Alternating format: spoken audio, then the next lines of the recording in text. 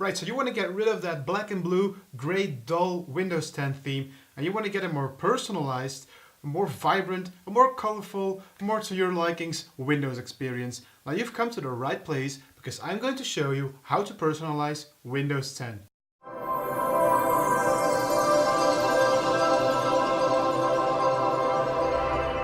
So, welcome to my domain. This is my main PC. This is where I make my videos. This is where I do my gaming.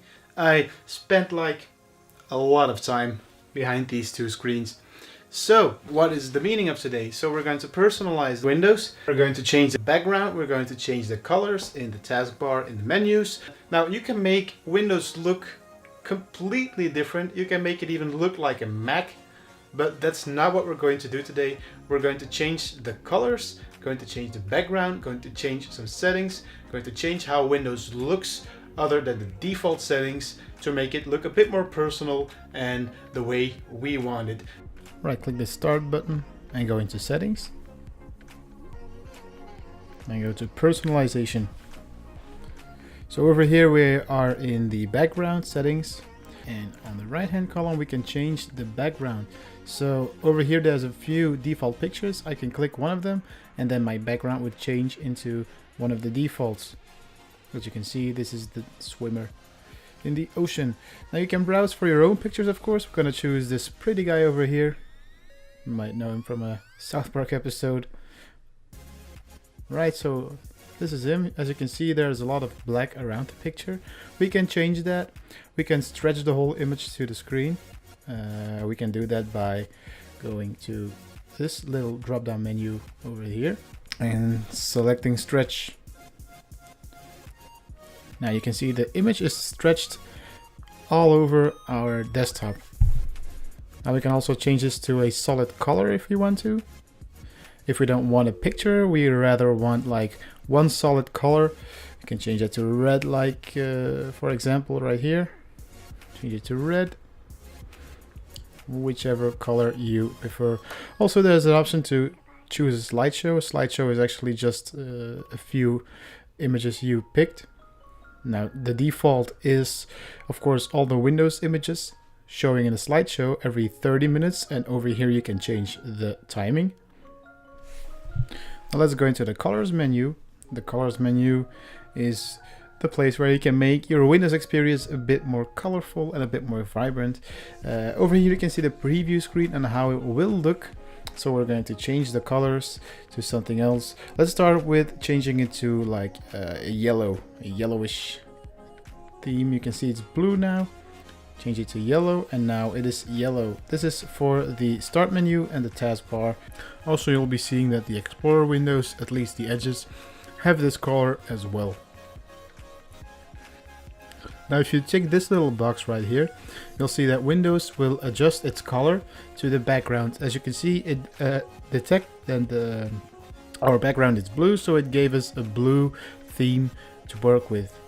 Now you can make the start menu, the taskbar, the action center, all of that go transparent, or you can turn this option off to make it untransparent, so just to make it matte, just like here. Now let me quickly demonstrate that by opening up a Explorer window, make it a bit smaller, put it right there, and now you can see that it's transparent. You can see the Explorer window behind the start menu. Now if I would go into the settings again and I would turn this off, you will see that it is no longer transparent. It is completely matte and nothing can be seen behind the taskbar. I'm gonna turn it on because I like this option. The second option here is show the color on the taskbar and the start menu. You can turn that off and it will just take away the coloring on the start menu, the taskbar and the action center, but not on the windows. So if you would open up like the window, you can see on the top that the color is still there, and on the Explorer window as well. And the second option is just the opposite. This is only to hide it on the title bars. So the start menu and the taskbar will keep their color, while all the Explorer windows and app windows will have their colors removed. So the final option is the light or dark theme. Choosing a dark theme will change all the white backgrounds to black, except for the Explorer window. Of course, this will remain white. So you can see that if you go into the calendar app, this will also change to black, and if I change it back to light theme, then it will change back to the original white. The last option is high contrast settings.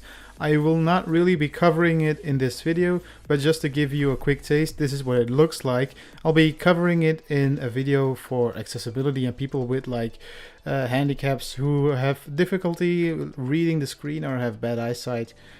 I'll be covering in that type of video. So over to the lock screen. So as you can see, there's an example, a preview of the lock screen over here, and you can change the settings down below here. So you can choose the apps that show a quick status, like if you would pick the mails, it would show you on the lock screen how many new emails you have, and also if you would have set any alarms, it would show you which alarms it would have set. Also, you can change the background over here. Normally it's Windows Spotlight, and Windows Spotlight is actually just a collection of different online pictures that Microsoft pushes towards your PC, but you can change it to your own picture, like a static picture or a slideshow, just the same as we did with the background. You can change it to whatever you want. Over here you can choose to show the lock screen background picture on the sign-in screen, so it does not show the picture on the sign-in screen only when the PC is locked. And over here you can see the timeout settings. So the timeout settings is when the PC should be locked and when the lock screen should be appearing. And finally, the screensaver, which is actually something that I don't use. I prefer my screen to go black when the timeout has passed.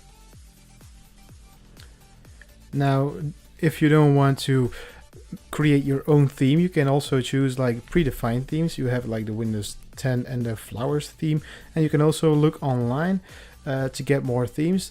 Other than that, stay out of this menu, because actually you can do basically the same in the personalization interface. This is actually just a leftover from Windows 7 and Windows 8. So over here you can change the sounds. The sounds is cool. You can mess around with this one. You can say whatever you want or record any WAV file, and if a certain error message would appear and it would play a sound, it would play the sound that you picked instead. So if you would record your own voice and record something you want, it would play that as long as it's a WAV file. Very cool. You can play around with this. Close that up. Okay. Now the next one we're looking into is the desktop icons. So this is straightforward actually. I'm gonna minimize this. So you just check whichever icon you want to appear on the desktop and it will appear. See? Just take those things and take it to hide them. Now you can also change the icons. If you would say like this PC icon, I'm gonna change it to that and click OK and then click apply. It will change. So you can look in this default list for any icons you want to change and just have a little fun with it. The last thing we're looking into in the themes settings is the mouse pointers. The mouse pointers are actually just the cursors actually you're using, and if you don't really see very well which cursors you should pick, you can change that by clicking this little button and changing it to larger icons. So it's pretty straightforward. Just click whichever pointer you want and click open, and it will change to the pointer that you want. So now changing the start menu. The start menu can also be changed, can be customized a little bit. As for the first option here, show more tiles. If we would turn this off, we are actually only able to use 3 tiles in a row. And if we enable it, we can see that there's room for a 4th. And the second option is to occasionally show some suggestions. Now the third option, show most used apps, and the fourth option, show recently added apps. This option right here gives you the option to use the full screen start mode. This is actually the full screen mode, the Metro interface that Windows 8 and 8.1 used, If you like that, you can enable it, or if you're on a tablet, and you might want to use that as well, because it's actually very handy to have like these big icons on your start screen. Show recently opened items is basically for items you recently worked with or opened. Also, choosing which folders to appear on the start screen can be handy as well if you're using a lot of the same folders all the time, like you work a lot with your pictures, or you want to easily access your pictures or videos or music, whatever. You can enable those little icons on the start menu to quickly access them by clicking the icon once. But now we're going into the taskbar. The taskbar can also be modified as well. So the first option is lock the taskbar. That lock the taskbar is actually an option you can enable to make sure that the taskbar is not going anywhere. If you disable it, you can drag and drop it wherever you want. The second option is to hide the taskbar in desktop mode. This means that when you are not using the taskbar, it will automatically disappear, and once you move your cursor over to the bottom, it will appear. The next option is basically the same, but instead of using the desktop mode, this is for using the tablet mode. So next up is use small taskbar buttons.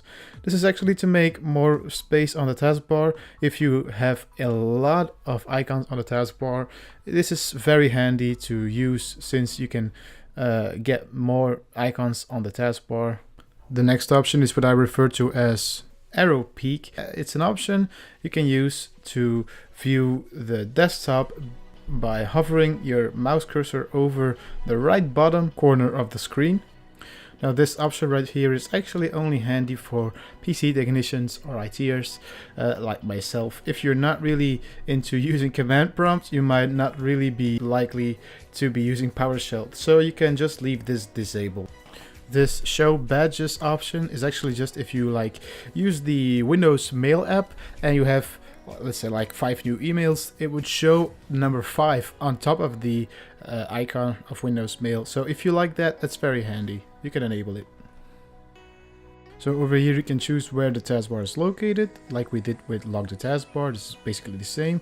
And combine taskbar buttons is actually very handy if you want like the look that Windows 7 had, where your programs that are open also showed the name of the program. As you can see, it says now Settings and File Explorer, and if I disable it, it only shows the icon.